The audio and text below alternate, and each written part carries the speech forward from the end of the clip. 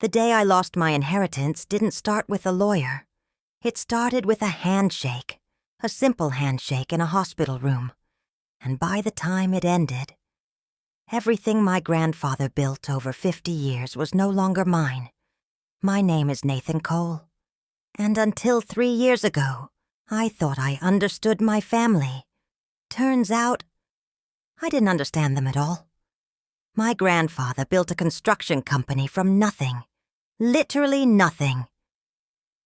He started with a single truck, a few tools, and contracts nobody else wanted. Over the years, that small operation grew into something much bigger. Cole Construction Group, commercial projects, city contracts, private developments. By the time I graduated college, the company was worth tens of millions, and everyone in the family believed one thing: I would be the one to take it over. Not because I was entitled, but because I actually worked for it. While other kids spent summers on vacations, I spent mine on construction sites, carrying equipment, learning how projects were managed, understanding how deals were made. My grandfather believed something simple. If you're going to run a business one day, you start at the bottom. So that's exactly what I did.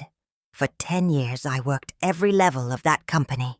Labor, operations, project coordination, eventually, management. By the time I turned 28, I knew every part of that business, inside and out. Then there was my uncle, Victor Cole, my grandfather's younger son.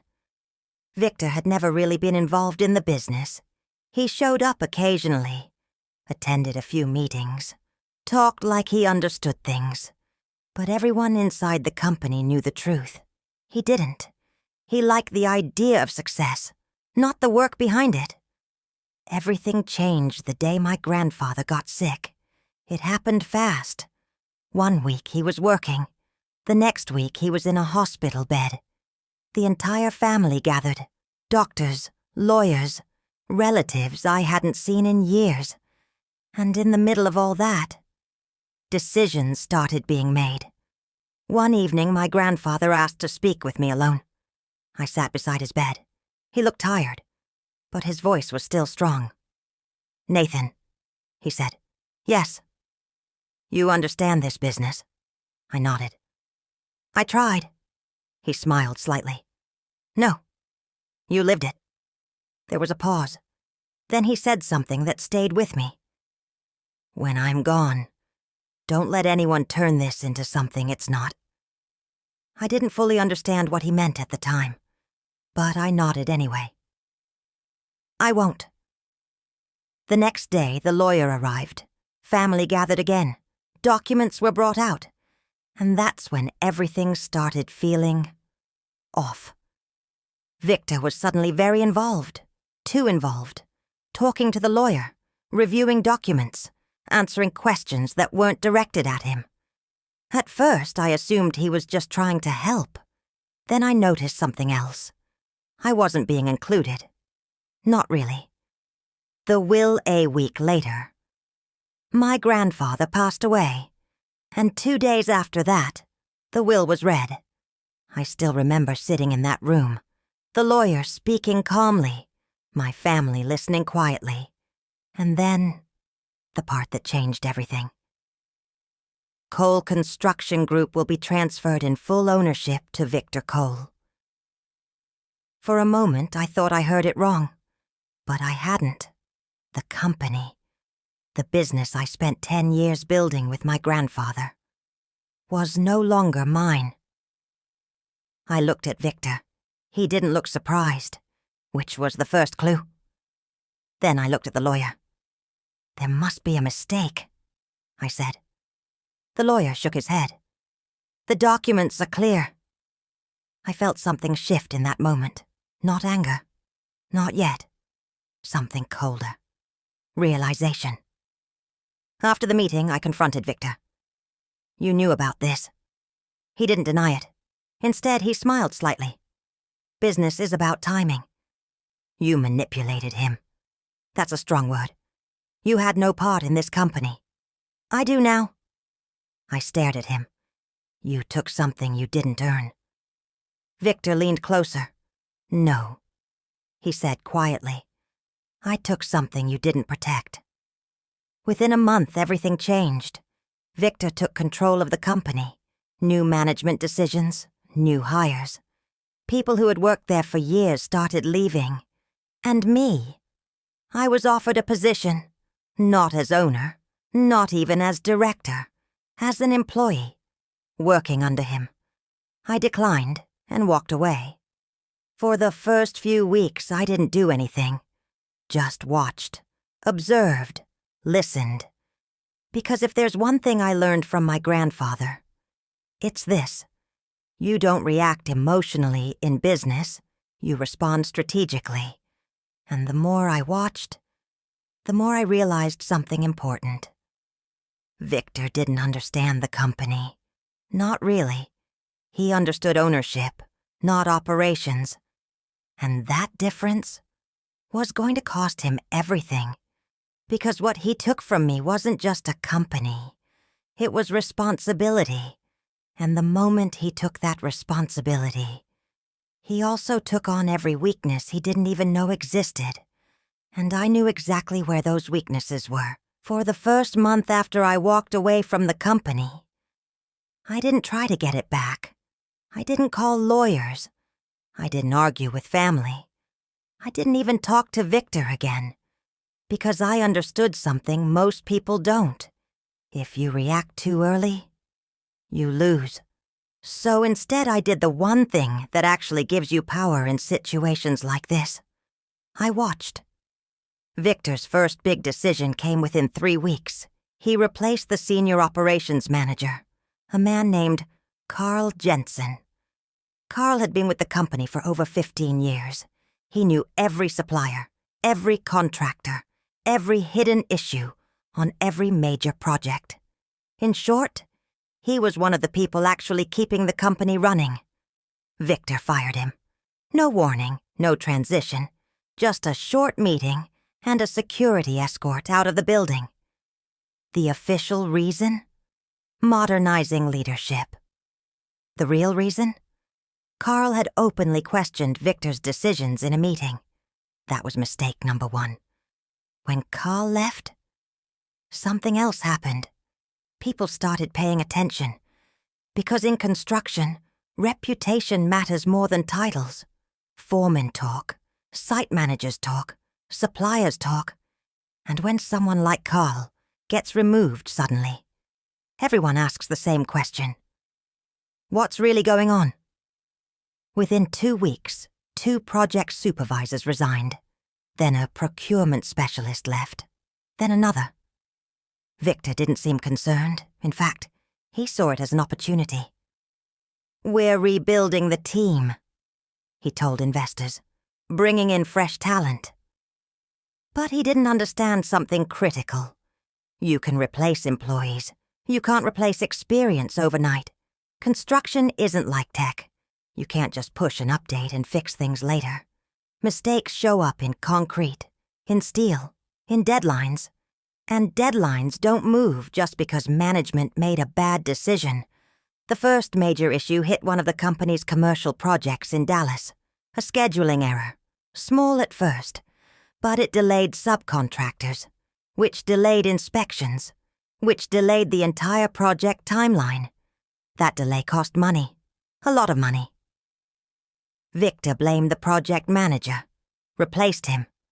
But the problem wasn't the manager. It was the system, a system he didn't understand. Around that time, I made my first move, quietly. I reached out to Carl Jensen. We met at a small diner outside the city. No contracts, no business talk at first. Just 2 people who had spent years building something together. After an hour, Carl asked the question I knew was coming. So, what are you planning?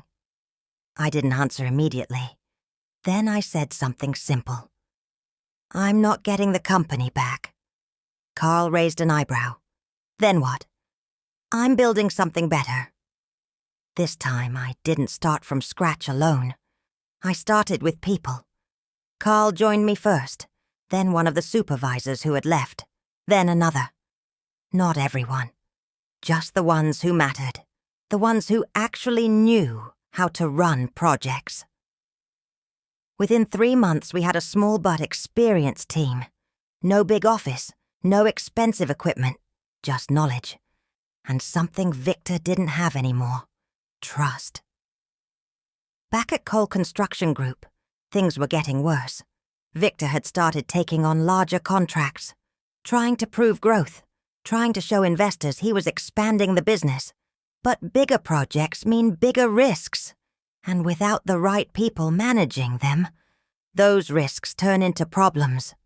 Fast. 6 months in, the numbers started shifting. Delayed projects, increased costs, penalty clauses being triggered. Clients weren't happy.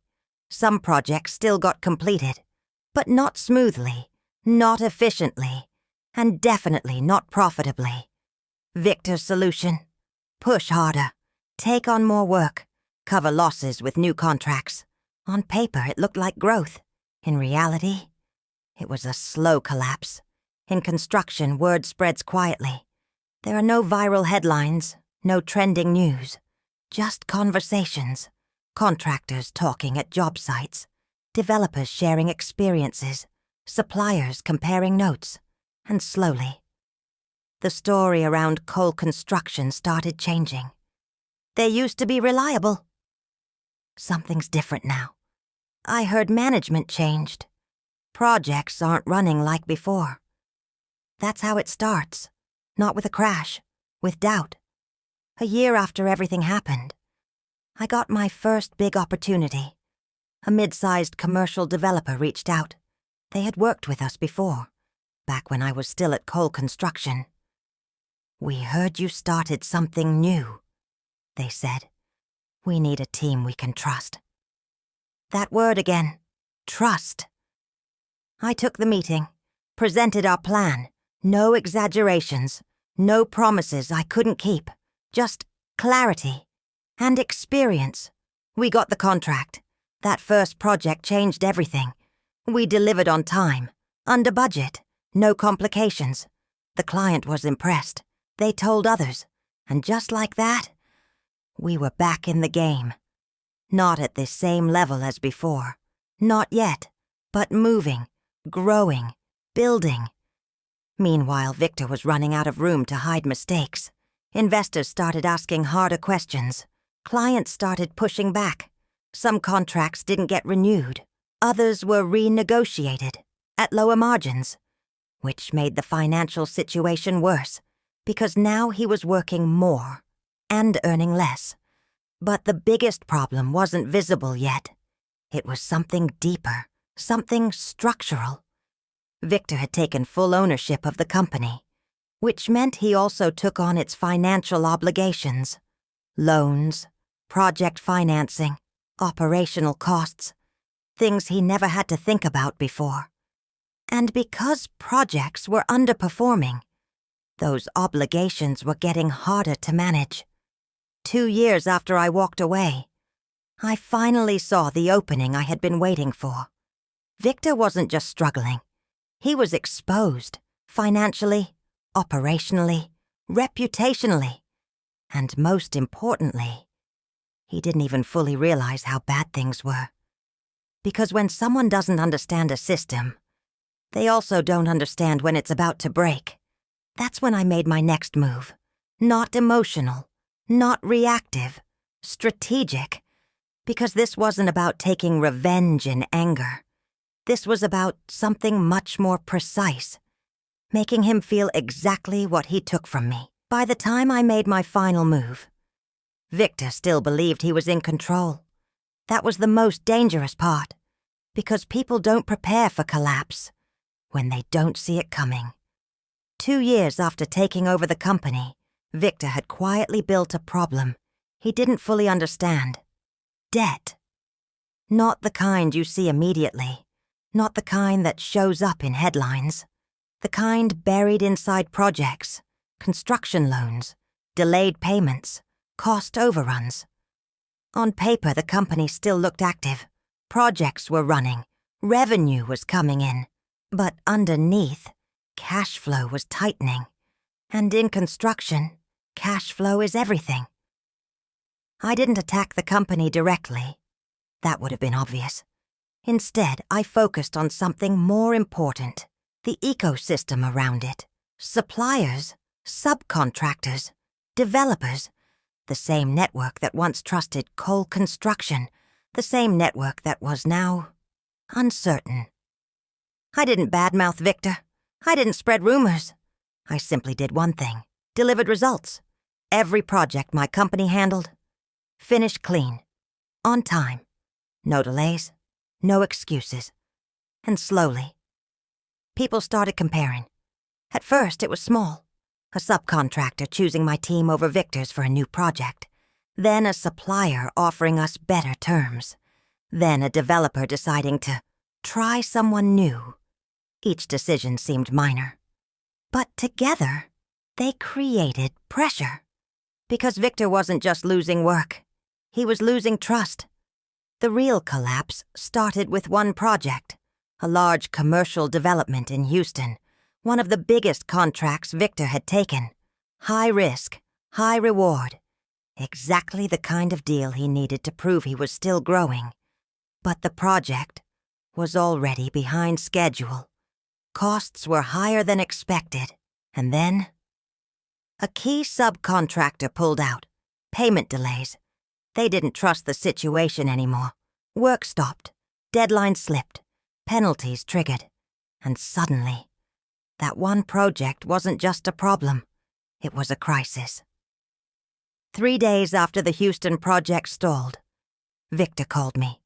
For the first time in 2 years. I let it ring once, twice, then answered. Nathan. His voice was different, not confident, controlled. I need to talk to you. I stayed quiet. There's an opportunity here, he continued. I think we can help each other. I almost smiled. Help each other? Yes, he said quickly. You've built something strong. I'll give you that. He paused.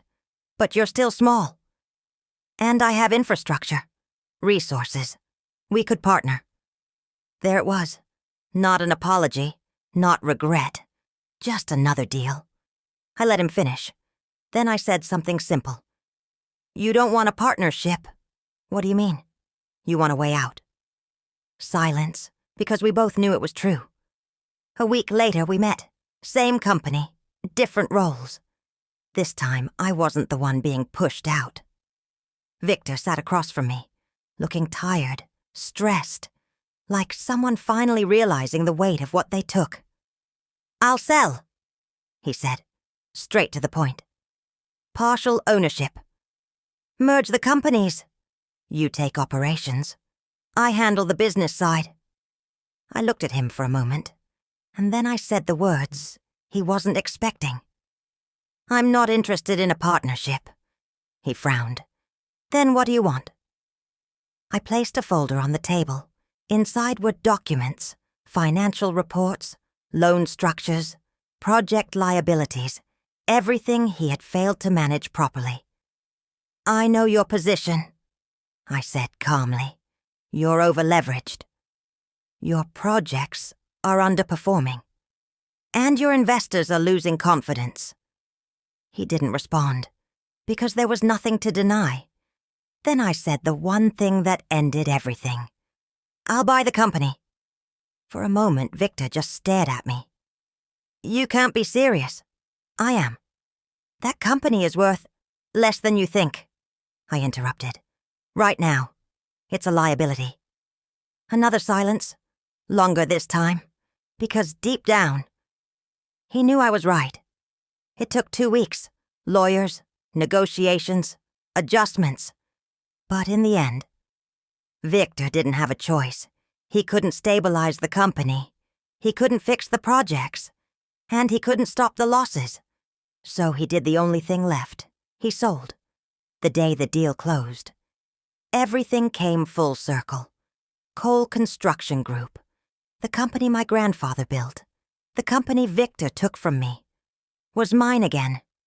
But this time, Not because of inheritance, because of strategy. After the deal was signed, Victor asked to speak with me one last time. We stood in the same office he once controlled. "You planned this?" he said quietly. I shook my head.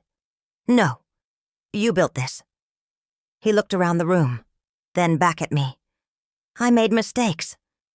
I didn't argue, because this wasn't about proving him wrong anymore. It was about something else.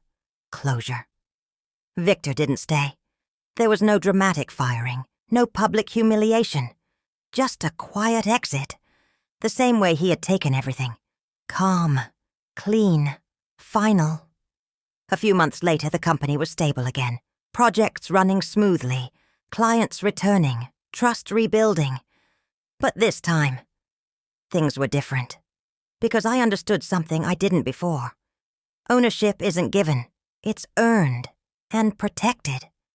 People think revenge is about hurting someone, making them feel pain. But real revenge is something else. It's patience. It's discipline. It's watching someone slowly realize the consequences of their own actions. Victor didn't lose the company because of me. He lost it because he never understood it. I just made sure. I was there when it fell. And in the end, I didn't just take back what was mine. I proved something far more important. You can take an opportunity from someone, but you can't take their ability to rebuild it. Better, stronger, and on their own terms.